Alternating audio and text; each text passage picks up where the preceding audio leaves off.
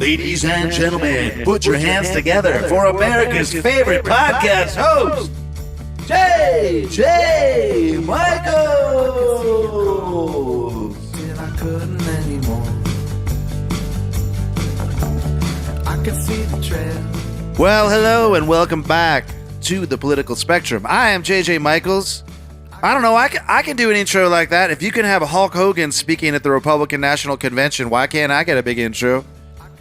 I know I'm not a former president or anything, but this is our third episode of the Political Spectrum, and I think that deserves something. I think that's meaningful.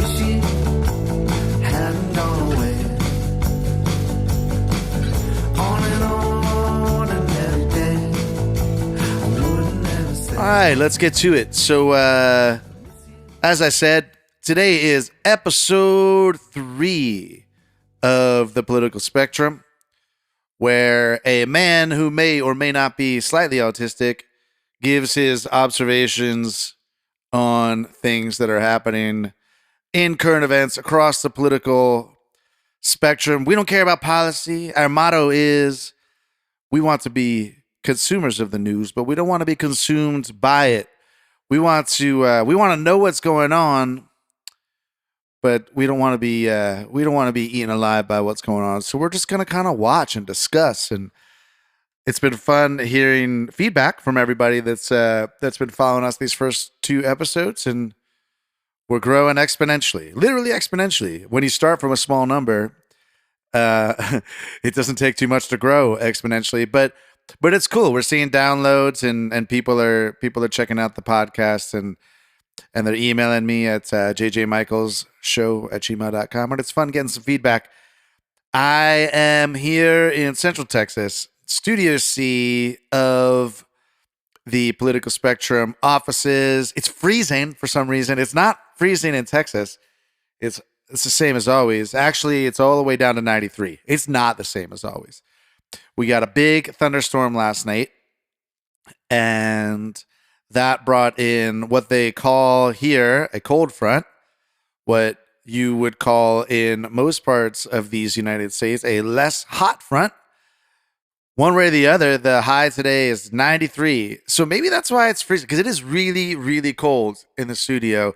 I am sitting at my desk with a knit blanket across my lap like a grandmother. And I'm sorry to all of our grandmother listeners if that is offensive. However, my observation is that grandmothers often have knit blankets across their laps, and I, like a grandmother, also have a knit blanket across my lap right now. And it's keeping my legs warm, and it's keeping me warm.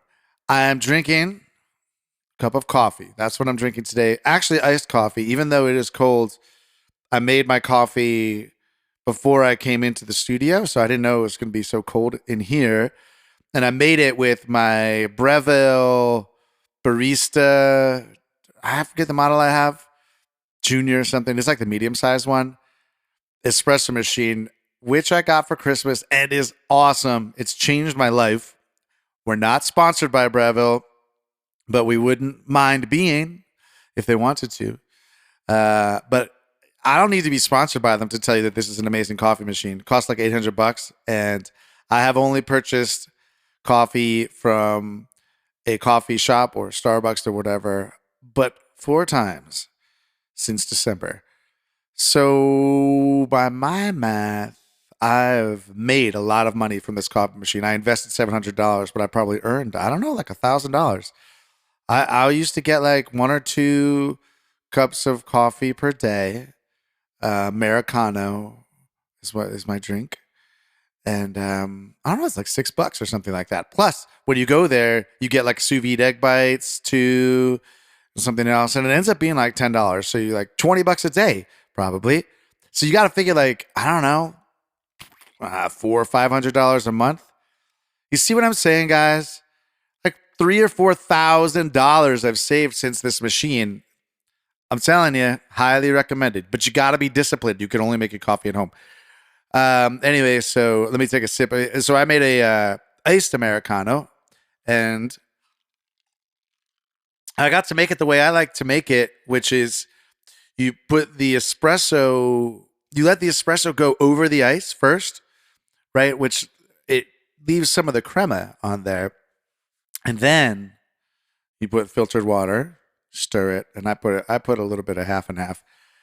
Now, I did go to a coffee shop in my hometown here in Central Texas and asked for them to make it that way. And the guy making the coffee told me that there's a different name for that, and I can't remember what it's called, like a black over or something. If anybody knows that you care, put it in the comments or send me an email. I could look it up, but who's got that kind of time? We're gonna stay super focused here. In case you didn't notice, we're very focused today. What are we, well, as promised, today's one of our big topics today is going to be, is Trump Hitler? Spoiler alert. No, Hitler is Hitler. Trump is Trump. But no, is Trump the next Hitler? Is Trump American Hitler? Is democracy in the balance? Is this the most important election of our lifetimes? Every election seems to be the most important election of our lifetimes. And I don't know, maybe that's true. The current election is the only real election that matters. The elections that happened before, they're not important because they already happened. And the elections that will happen in 2 years, 4 years, 8 years, they're less important than the one that is happening in November by definition, because this is the next one. So, you know what? Maybe they're not lying to us when they say that. Maybe this really is the most important election of our lifetime.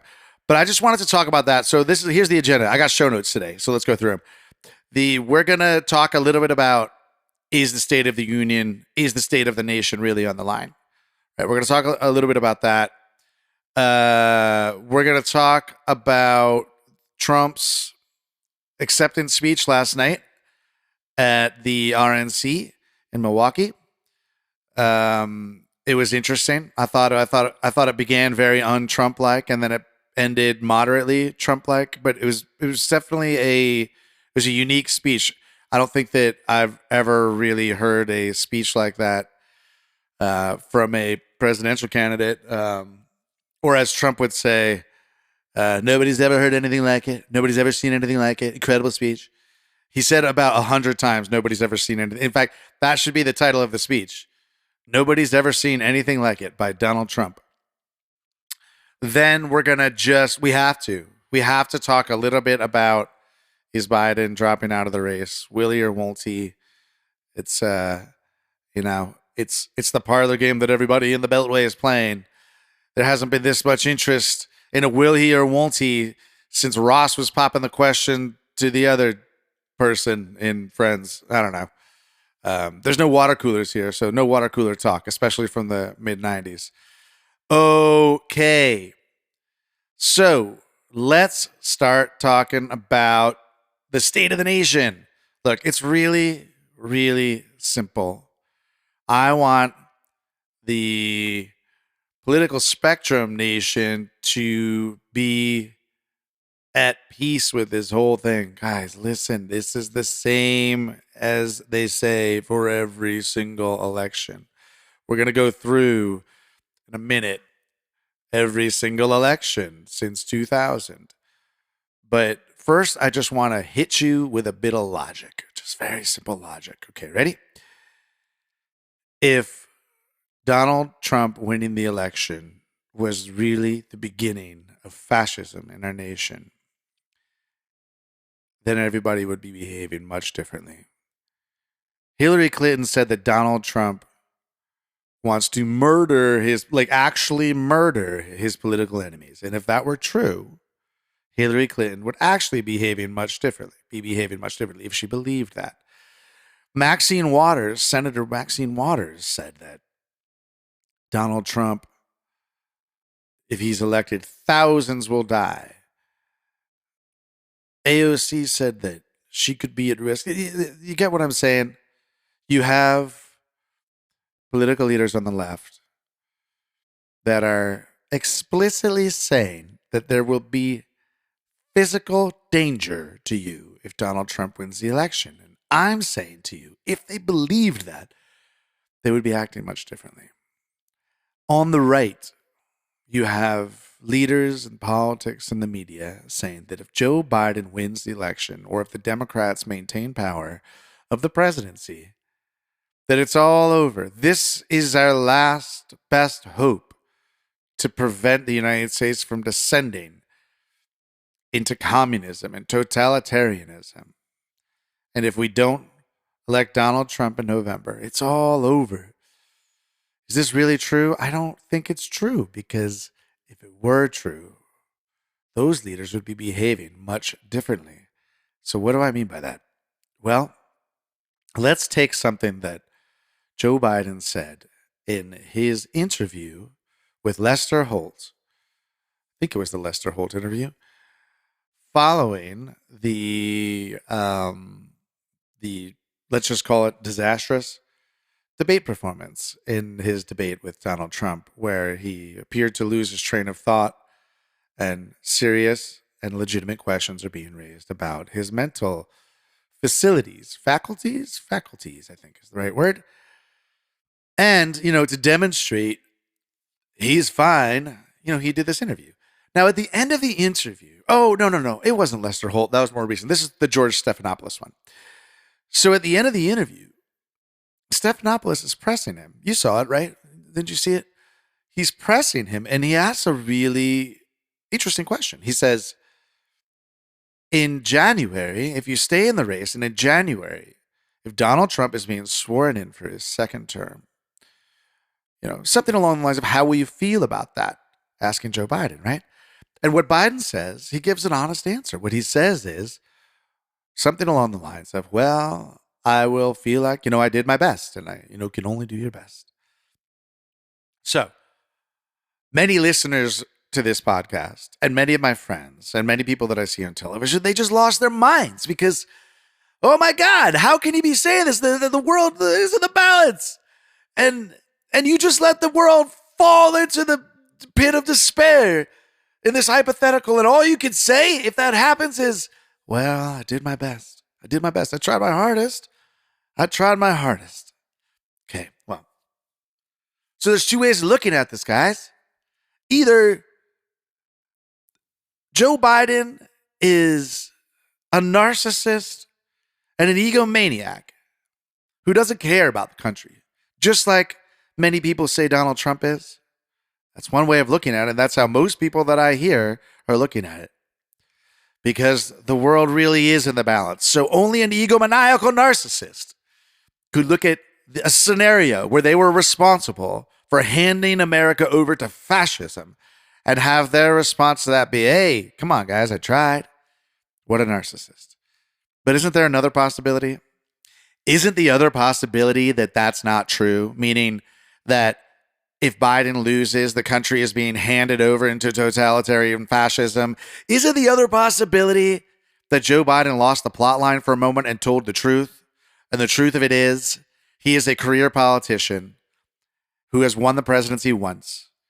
And this is the peak of what an American politician can be doing. And he wants to be in the game for round two. For somebody who has spent their career in politics, climbing the ladder, and for whom politics is their passion, and it's the game that they play. This is the Super Bowl for Joe Biden. And he won the Super Bowl in 2020. And here comes the Super Bowl again. And maybe we're at halftime, and maybe he's down. And people are saying to him, Joe, step aside, let the backup quarterback go in and win this one. And he's saying, no, I still got it. I won last time. I'm going to win this time. And they're saying, Joe, but what if you go in and lose the Super Bowl? What if we don't come back? What if we lose? He says, I don't know. I gave it my best, right? If you look from that perspective, that the world is not in the balance, that Trump is not the next Hitler, and nobody thinks that, then Biden's just actually given a pretty reasonable answer. I'm going to do my best. If I lose, hey, we'll get back at him in 4 years, just like we always have. It's a reasonable answer. Well, okay, but maybe Joe Biden is declining, right? Maybe that's the other thing you could say. Okay, he's not an egomaniac, but he doesn't understand the magnitude of what's going on, or he forgot when he gave that particular answer. Well, what about Jill Biden? Dr. Jill Biden. Not a medical doctor, but whatever. Supposedly, she is the president's number one influencer. She's not senile. She's not declining. She's got her stuff together. As far as I know, she still is teaching college classes. She's a professor, right? So she still got it. And his other advisors, his Dr.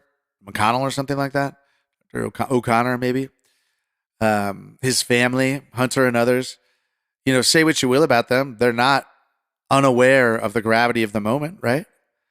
You would think Hunter Biden, of all people, would certainly be aware of the gravity of the moment. He's being prosecuted for all kinds of different things. You could argue that it's political. Are they unaware? So why aren't they telling Joe Biden? Why aren't they saying, Dad, hey man, you're way down, and if we lose this guy, it's all over. I'm in prison. Da da da. Hillary Clinton told the truth. Dad, if they lose, Trump is gonna kill us. He's gonna kill us. He's gonna murder his political enemies. Didn't you hear Hillary say that? Don't you know, Dad? Why isn't Jill Biden saying to her husband, hey, I love you? Why didn't she say months ago, hey, I love you, but there's too much at stake. There's too much at stake. If you lose, it's all over. We'll be dead and America will be lost. Because, very simple answer for you folks, because it's not true.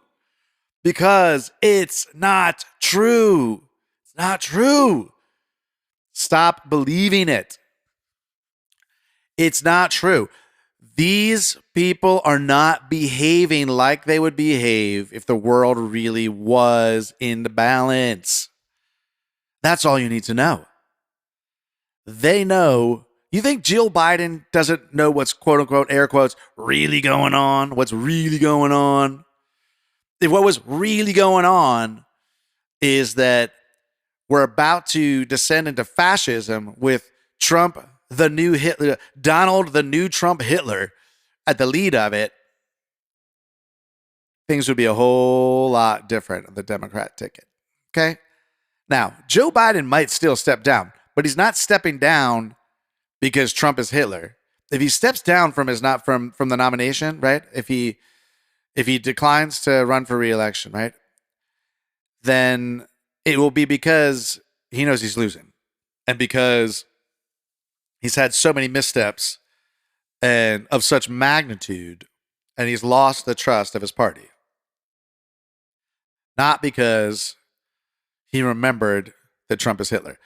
Okay, so that ought to be the end of that. So let's just let that be the end of that, at least here on the political spectrum, because we see things from a slightly different perspective than everybody else does. And we're looking at it differently. We don't need to get into all the specifics of why Trump isn't Hitler and why Biden isn't the next Joseph Stalin.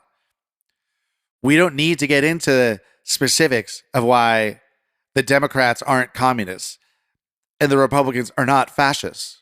We don't need to get into the specifics of how 80-year-old show directors at news organizations and 80-year-old senators have no clue of what's actually going on in the real world, what the real American moment is.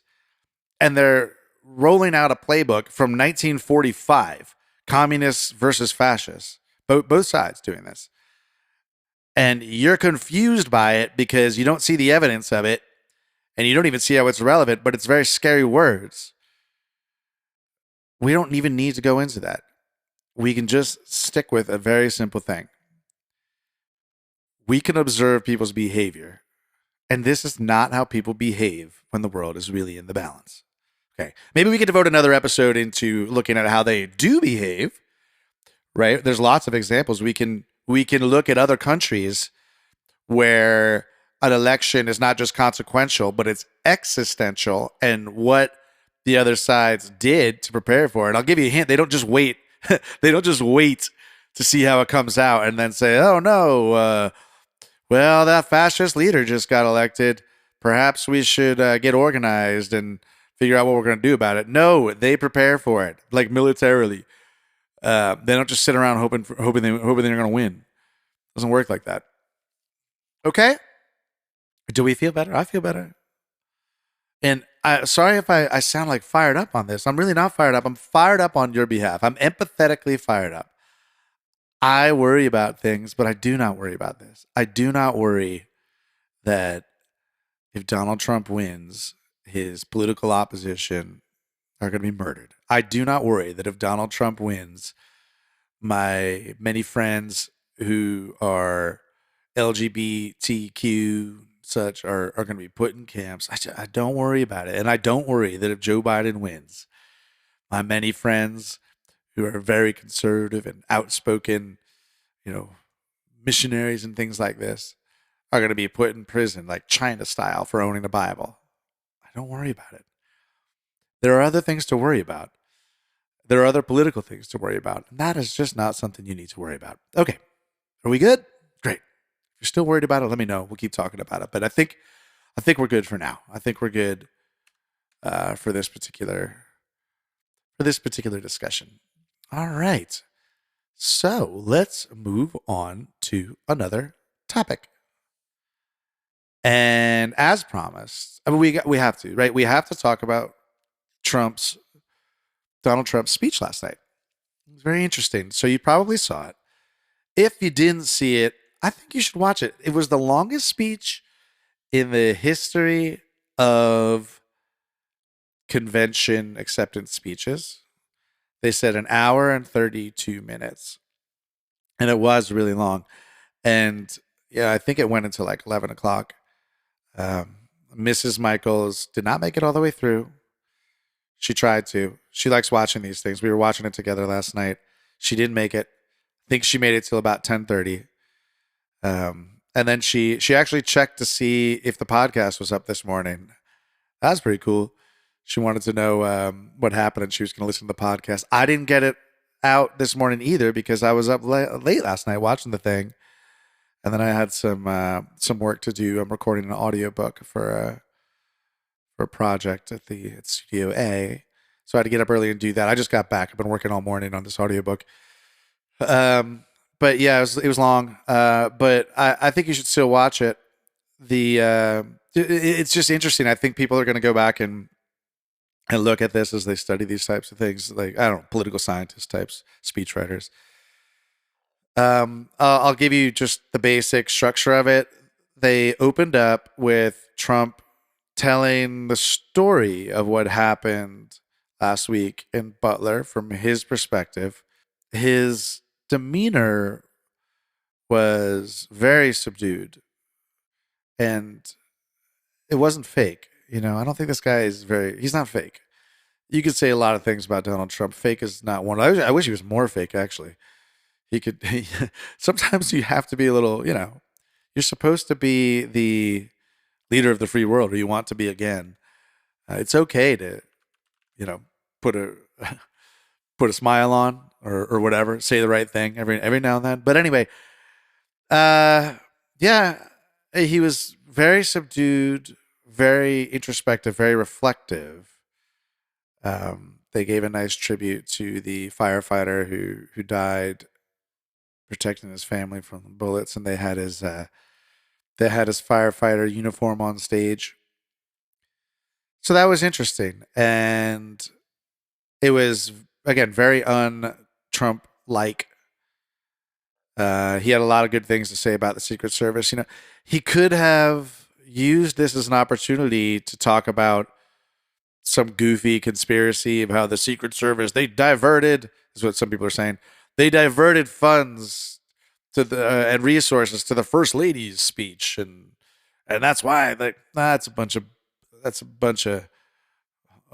I don't know, what's the word? What is malarkey? That's what Joe Biden says. A bunch of malarkey. Come on, man.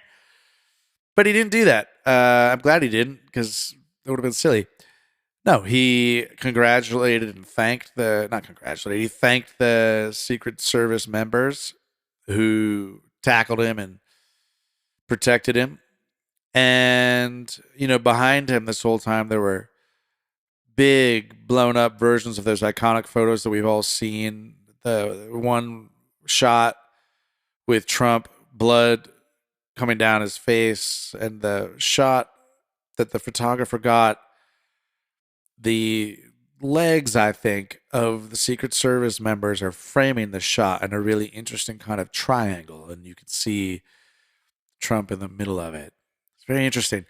And there was, I don't know what feed you were watching, but we were watching the YouTube feed because it had no commentary, and it was just, I think, just the main network feed. And at one point, the cameras pulled back and showed a wide shot of the entire arena.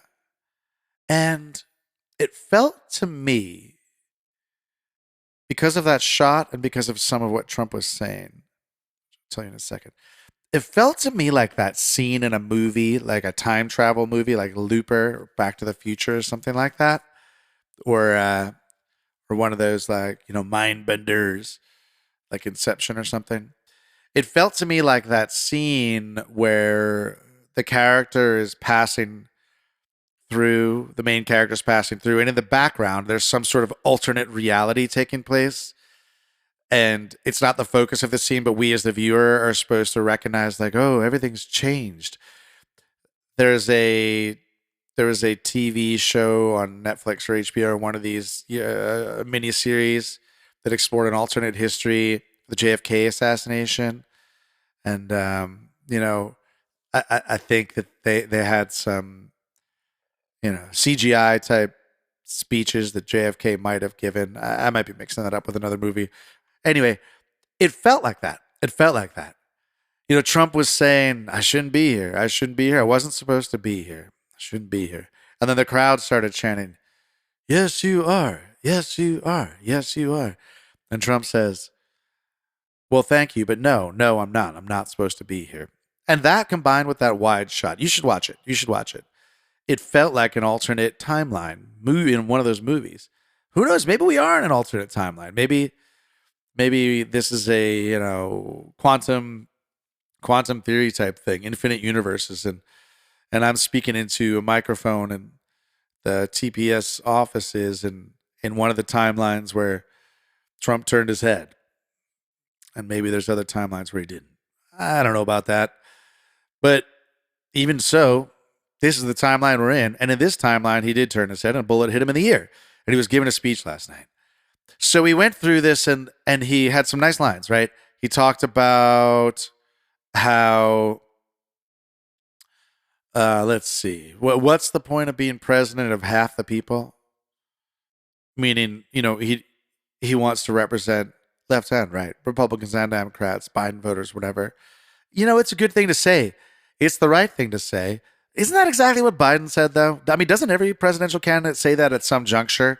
Don't they all at some point say, I want to lead all the people, not just half the people, and when I'm elected, I'm going to be president of the whole United States, not half the United States. I'm not going to be president of Florida. I'm going to be president of all the states, California, da, da, da, da, da. Well, yes, they do all say that, but Trump doesn't say that. And so this is the first time, I believe, that we've heard Trump say that type of thing. It's the first time I recall hearing Trump say things like, I'm asking for your vote. He literally said, I'm asking for your vote. That's like what regular politicians who are pretending to be humble say.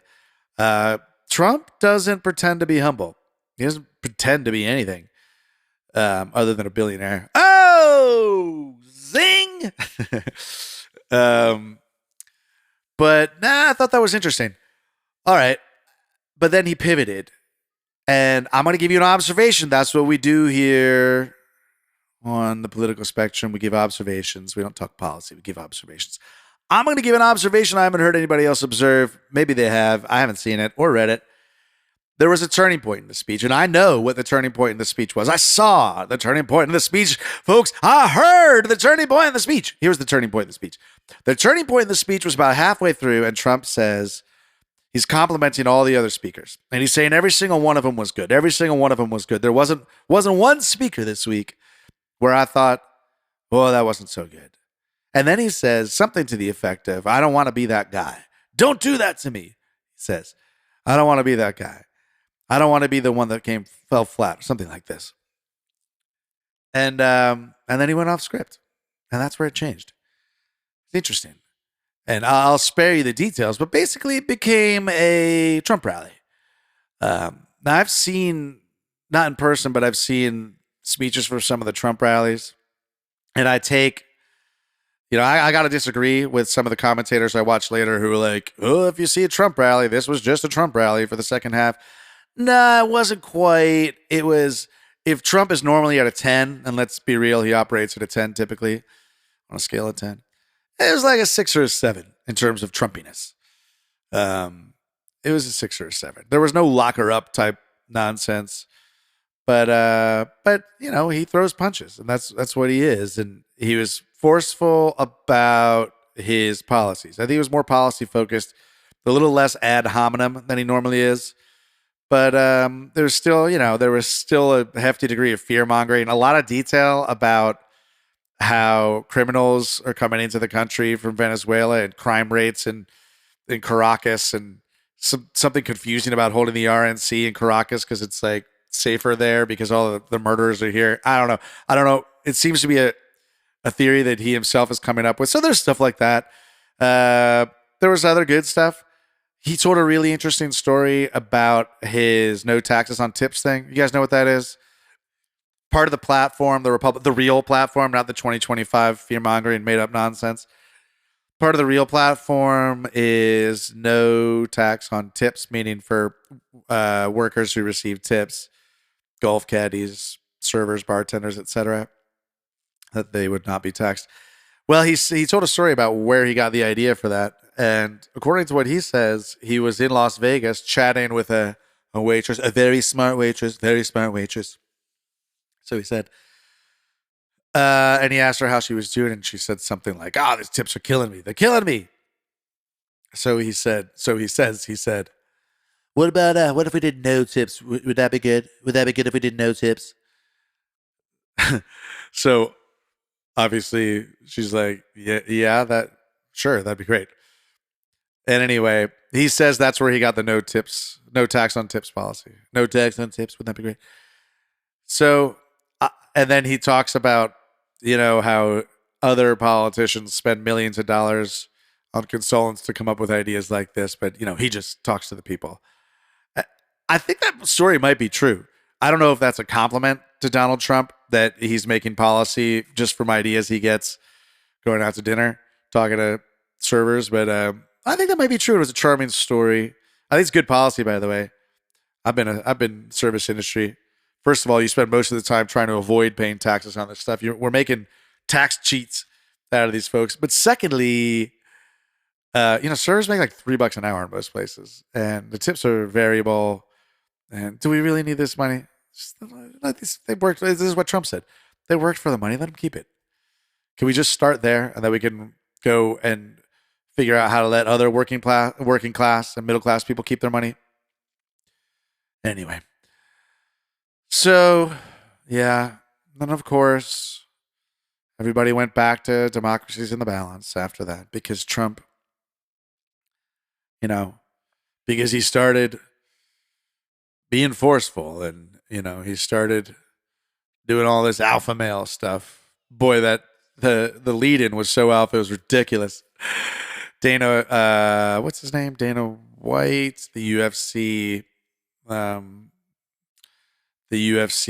CEO, and Kid Rock and Hulk Hogan. It was something, man. It was something. But yeah, so then everybody went back to democracy's in the balance. So let's just hit that one more time, okay? Let's just hit it one more time. Most important election of our lifetimes. Trump was saying the same thing. Let's go back to 2000. Well, Bush lied, people died, all that stuff. People were saying, do you remember this? They were. Bush is never going to leave office. 9/11 is a false flag, and he's going to institute martial law. I have family members that were saying this. They believed it. The election was stolen. Stolen. Bush stole the election to Gore. Hanging Chads and the whole thing. He's stolen. He's never going to leave office. He's a fascist. 2004. Bush wins again. Or did he? Stolen again, never leaving office. He's suspending the Constitution. They refuse to certify the vote in Ohio. Recounts. Guys, you forget. Stolen. Okay, 2008. Obama wins. The right, and now it's the Republicans' turn. Obama's a foreign agent. Remember that? A foreign agent, and he's ushering in socialism. This is the end. Socialism. Foreign agent. 2016. Democrats' turn. Ooh, it's foreign agent. That's a good idea. Trump is a foreign agent. He's a foreign agent, and he's ushering in fascism. And guess what? The election's stolen. Stolen, says the Democrats. Stolen. Because Trump is a foreign agent. Stolen. 2020. The most important election of our lifetime. Again. And the election's stolen, says the GOP. Stolen, stolen, stolen. Man, these elections, they're pretty easy to see. Maybe they should lock them up, just like Trump said Hillary should, or put it in a lockbox, just like Al Gore said we should do with the Social Security funds. It's pretty easy to steal an election, it seems, if you listen to both parties. If it's so easy to steal an election, why don't we just make that like legal to steal elections, and whoever's the best at stealing the election wins? Because the Republicans steal tons of elections, evidently, so I'm told. The Democrats steal tons of elections, evidently, so I'm told.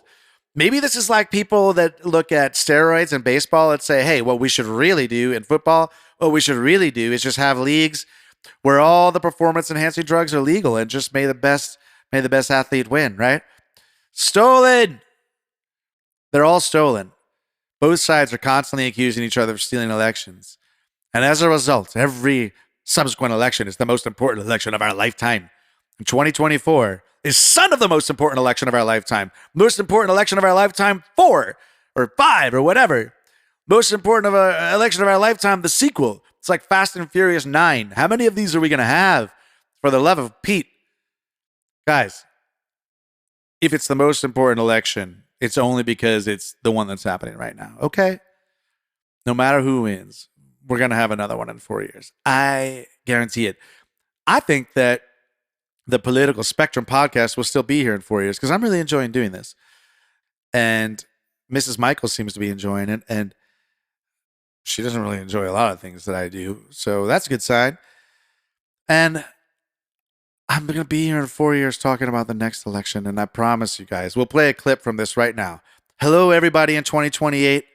This is JJ Michaels from back in 2024 telling you that the 2024 election is the most important election of our lifetime. Is 2028 the most important election of our lifetime? Are people saying that? And then we'll cut back and say, wow, that guy must have been some kind of prophet back then, which is now. Okay. So we're doing like another Looper thing right now. We're doing another Inception thing. Well, this maybe it's an alternate timeline. That's the only answer. All right. Anyway, are we good here? Can we please be done with this? Both sides. Enough. There's lots of issues to be discussed. We're not going to discuss them here. We only observe. But there are lots of substantive differences between the way that our candidates want to run the country.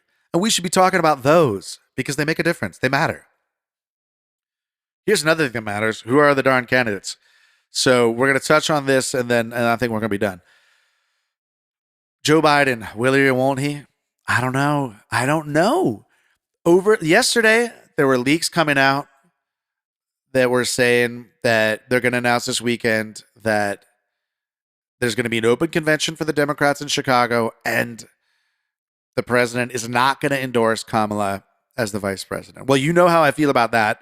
If you listened to episode 2 yesterday, that would be bonkers because she's the number 2. There would be justifiable rage within the party, within elements within the party, if he did not endorse Kamala. Not to mention the fact that would leave $250 million of campaign funds just dead in the water, unusable, because as campaign finance law works, Kamala Harris is part of the Biden-Harris ticket, and funds that are used for the Biden-Harris ticket, when they submit to the Federal Election Commission, she can use those funds no matter where on the ticket she is.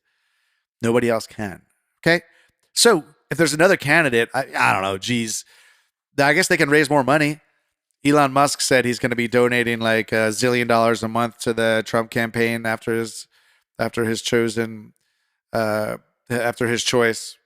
for the VP nomination was announced, which, he was sporting JD Vance. Okay, so I guess there are billionaires on the other side that can make up that money in no time. What do I know? I'm just a middle-class podcaster with no endorsements. No sponsors, nothing. Just doing this because I love you guys and I want you to not be worried. I want you guys to consume the news, but not be consumed by it. All right, anyway. Okay. So I guess, and now, all right, so now, there were other rumors coming out that Biden's about to endorse Harris. He's going to stay in office, but he's going to step down for the re-election and endorse Harris. You know what I think he should do if they really want to win?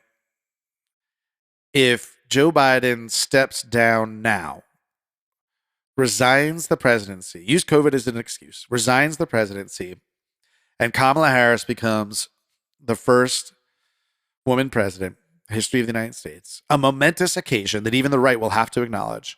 You can't deny it. Big deal.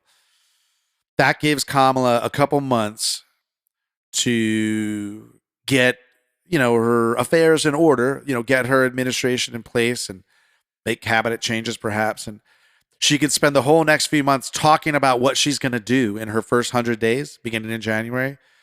And she can just assume that she's going to be president for a subsequent 4 years. Obviously, there would still have to be an election, but she can be President Harris and she can insulate herself a little bit from the withering attacks that are sure to come from the right.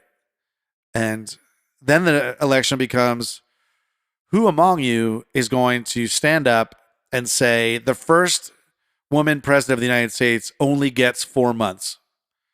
That's tough. Then you're a misogynist if you don't vote for President Harris. I think that would be unbeatable. I really do. No matter how much momentum Trump has, no matter what you think about the policies, the first female president, everybody would be saying, give her a shot, give her a chance, give her a chance. She's only had a few months. Even if you think she's incompetent, even if you think she's doing a terrible job, unqualified, give her a chance, give her a chance, give women a chance. I think she'd win big, actually. I think she'd win big if she was the sitting incumbent. I think if she is endorsed by Biden as his replacement on the ticket, I think the outcome would be just about the same as if Biden stays on the ticket, which is to say, we don't know. It's going to be a close election, guys. It's going to be a close election. And if it's a free-for-all open convention, nobody knows. You're lying if you say you know. It'll be ugly. It'll be interesting. I kind of want that to happen because it'll be fun to watch. And we are observers here. We're not participants. But it wouldn't be smart. I don't think. I don't know. I could be wrong. All right. It's Friday. I'm done. I hope that you're having a great Friday. I hope that whatever you're doing while you're listening to this podcast is Friday-like. Hope you're spending time with your family. I hope you're not working. You're done working. You got to be done working. By the time this podcast goes live, it'll be like 5 o'clock, I think, in most places. You shouldn't even be working that late on Friday unless you have to. Do you have to? Sorry for you. That's too bad. I guess there's a lot of jobs where Friday's when it starts. I used to have. I don't like jobs. I don't like any jobs. Who wants to work? It's too much work. It's tiring. It's exhausting. I have to. You have to. We all have to. Whatever. Can't AI do this stuff for us? Can't AI work for us? And then what do we do for money? Then we do universal basic income, right? Just like Milton Friedman wanted. Oh, that's right. Topic for another day. Universal basic income, very popular with the Austrian economists. If you don't know what they are, those are the leaders of what now is the conservative economic thinking. They like universal basic income. Talk about that another time. All right, guys. Should we do weekends? Should I do this on weekends? Should I take it off? I'm going to take it off. I'm going to take this weekend off. If you think that's wrong and you think I should do this every day, I'm open to it. But I'm going to take this weekend off unless something like really, really newsworthy happens. But I'm going to take this weekend off. I hope you take it off too if you can. And I hope you have a great weekend.